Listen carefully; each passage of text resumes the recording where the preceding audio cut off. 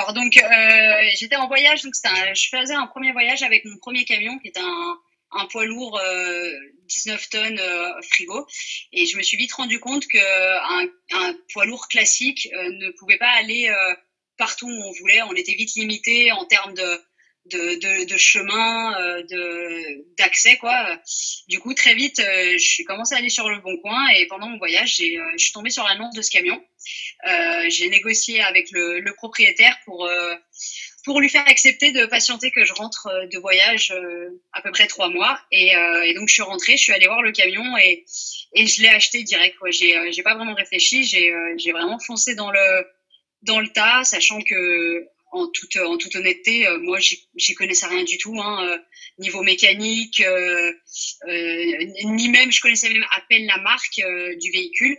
Je savais juste que c'était un Tatra, ancien camion de course du Paris-Dakar, qui avait fait pas mal de participations et qui a fait ces dernières années beaucoup d'assistance. Donc voilà, je me suis lancée dans le projet. C'était il y a 5 ans. J'ai pris tout ce que j'avais de sous de côté, c'est-à-dire pas beaucoup, parce que à 25 ans, il n'y avait pas des 1000 et des 100, donc ça a pris énormément de temps pour faire les travaux parce qu'il fallait que je continue de travailler de mon côté. Et du coup, je remplissais mes week-ends, mes vacances, tout mon temps libre pour refaire ce camion. À savoir que quand je l'ai acheté, donc il avait encore une caisse d'assistance. Donc j'ai dû supprimer cette caisse, enlever le faux châssis, trouver un faux châssis plus long pour me permettre d'avoir une caisse un peu plus grande, sinon je me serais limitée à une caisse de 4,50 m. Une fois que j'ai eu le faux châssis, j'ai dû trouver une caisse, donc je me suis tablée sur une caisse frigo, comme ça l'isolation était déjà faite. Donc la caisse frigo, je l'ai trouvée, mais elle était beaucoup trop grande, donc j'ai dû la recouper, tout bien faire pour que c'est soit étanche. Donc voilà, quand on n'y connaît pas grand-chose, c'est vraiment pas mon métier. La carrosserie, les normes, voilà, je me suis lancée dans le truc. Je savais pas spécialement où j'allais. J'ai peut-être fait des erreurs, mais voilà, je l'ai fait. Et je l'ai fait avec ce que j'avais, ce que je pouvais, et voilà, quoi. Donc ça a mis du temps, et maintenant aujourd'hui, je me retrouve avec une caisse plutôt grande et agréable à vivre, et je suis vraiment contente, quoi. Après 5 ans de travaux, d'avoir réussi à être allée au bout, parce que c'est vrai qu'il y a eu des moments difficiles, hein, faire les travaux seul, l'hiver, quand la nuit tombe vite avec le froid. Vraiment, il y a des moments où il y a le moral qui baisse, quoi. Surtout quand ça prend du temps, parce que au début tu penses que tu vas le faire en 1 an, et puis en fait en 2 ans, et puis en 3 ans, et puis après il y a plus de sous. Alors il faut, voilà, c'est vraiment des montagnes russes. Et voilà, quand enfin tu vis dedans et tu voyages avec, c'est vraiment la concrétisation du projet, quoi. Je savais que les travaux faisaient partie du projet intégrante, vu que le but ultime, c'est de vivre dedans et de vivre de voyage, parce que moi, c'est vraiment ce qui m'anime, quoi, c'est de voyager. Je sais que ça faisait partie du truc, mais c'était la partie pas cool. C'est sympa, hein, mais c'est le côté, voilà, tu travailles, tu fais ton projet, et voilà, tu vas de mauvaises surprises en déconvenues, et voilà, quoi. Mais voilà, maintenant c'est bon, c'est derrière moi. J'ai une caisse qui est faite à mon goût. J'ai un camion qui mécaniquement est fiable. J'ai une cabine que je viens de terminer de refaire. Donc j'ai vraiment un camion restauré, et voilà, je suis très très contente, quoi. Est-ce qu'on peut faire une petite visite de l'intérieur déjà? Merci. Ouais. Alors, donc ça, c'est le salon. Donc là, vous avez c'est une banquette en L qui est dépliable pour faire un lit pour recevoir des personnes, quoi. Hop, le salon avec tout l'espace télé, rangement. J'ai voulu faire une grande cuisine parce que j'adore vraiment la cuisine, et que je donne plus d'intérêt à la vie dans mon camion, que l'espace nuit est beaucoup plus petit. Donc là, derrière moi, vous avez la porte d'entrée. Donc vous avez tous les plans de travail avec la machine à laver, frigo, four, l'évier. Sur le salon, sous l'estrade qui est ici, là, vous avez 1000 litres d'eau. Derrière, au fond, dans le coin, vous avez les batteries. Devant, vous avez un combi Truma qui fait le chauffe-eau et le chauffage. pompe à eau, tout le dans ce meuble-là, vous avez le convertisseur, le régulateur. Et puis, hop, quand on se tourne. Et donc là, vous avez un sorte de bureau. En gros, hein, c'est un espace de travail où j'ai pu mettre tous mes papiers. Hop. La salle de bain. Donc, voilà, 1,20 m par 1,20 m avec du coup évier, douche, toilette sec. Pour l'instant, on est au sable vu qu'on est sur une plage, c'est plus pratique. Et du coup, le lit, hop, avec pareil la fenêtre, beaucoup de luminosité. Placard, rangement, ici aussi, là vous avez des grands tiroirs.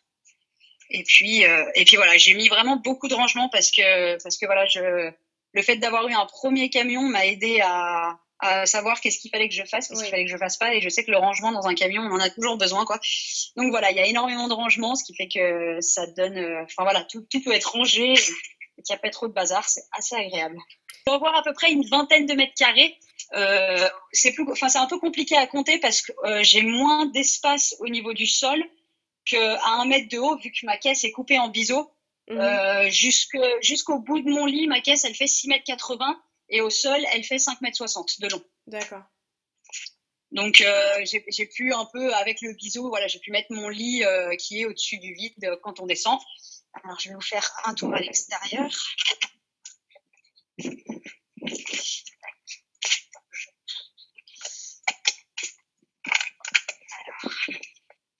Et donc, une fois à l'extérieur, voilà, donc là, vous avez la partie en biseau, c'est là où il y a mon lit.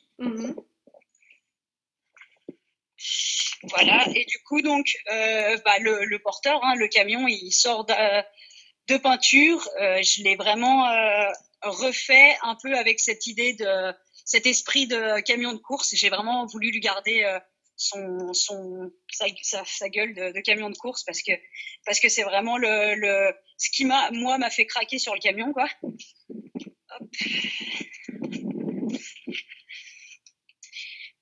Et donc au total, le camion fait 9,50 m, un petit peu moins de 10 mètres, un porte-à-faux assez long de 3,80 m.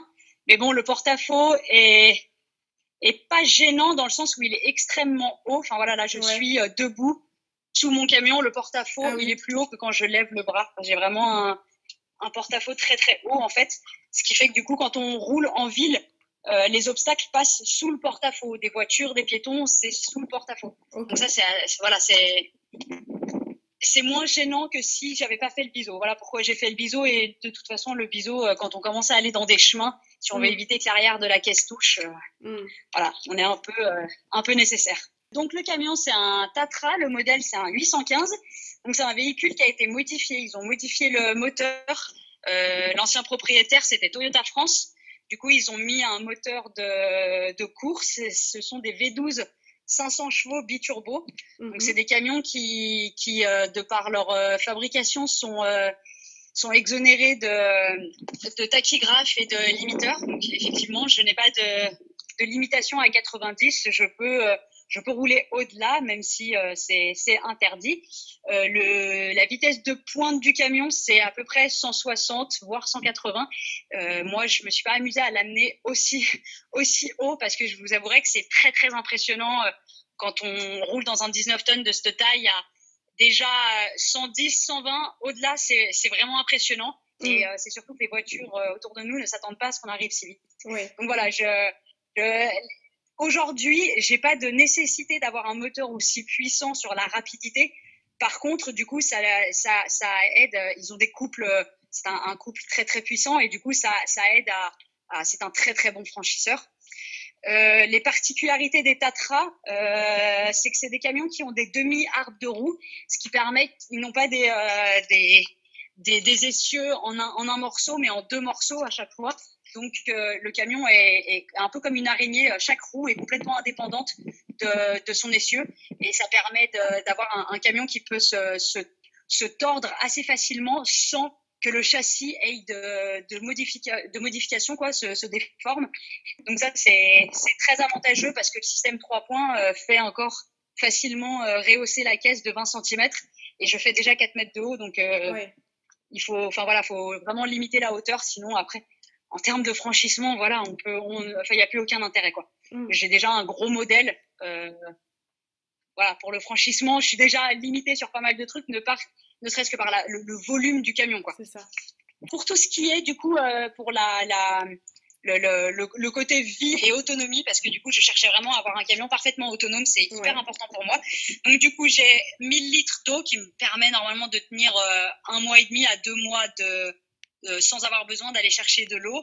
J'ai sur le toit 1080 watts de panneaux solaires pour mon système en 220 et j'ai 300 watts de panneaux solaires pour le circuit 12. Sur le système de 220, j'ai 330 de batterie, un convertisseur de 1000 watts, donc qui vraiment me permet de faire tourner la machine à laver, le frigo, donc dans des conditions optimales, on est bien d'accord, mais le frigo tourne à l'année, la télé, l'ordi, tout ça fonctionne parfaitement. Et pour le système de chauffage, moi j'ai opté pour un combi Truma diesel, donc qui me permet d'avoir du chauffage par air pulsé et de l'eau chaude, et le tout par gasoil, donc qui est raccordé directement à mon réservoir de gasoil, et ce qui est hyper avantageux pour moi parce que ça consomme vraiment pas beaucoup, et à l'année c'est un confort vraiment formidable, hein. Le camion et toute température choisie, c'est vraiment l'idéal. Je peux vous parler pour ce qui est des réserves de gasoil, parce que du coup le camion est vraiment un camion puissant, il a vraiment des possibilités extraordinaires. Le seul inconvénient, c'est forcément sa consommation, parce que faut pas rêver. On est en moyenne au-delà des 40. Si je fais très attention, je peux descendre à 38. Sinon, on est plutôt entre 40 et 45 litres, donc c'est énorme. Mais voilà, c'était compté, c'était calculé, c'était prévu. Et les constructeurs, Toyota France a fait rajouter du coup, en plus du réservoir d'origine, 2 réservoirs qui sont encastrés dans le châssis. Donc là, on en voit un angle. Ils sont complètement encastrés dans le châssis, et donc qui me permet au total d'avoir 900 litres de gasoil. Donc ce qui est vraiment, mais vraiment extra, parce que je peux me permettre de faire de très grandes distances sans avoir besoin de faire le plein tous les 600 km. Ça, c'est vraiment l'avantage. On ne les voit pas, ils me dérangent pas du tout. Là où ils sont rangés, c'est parfait, quoi.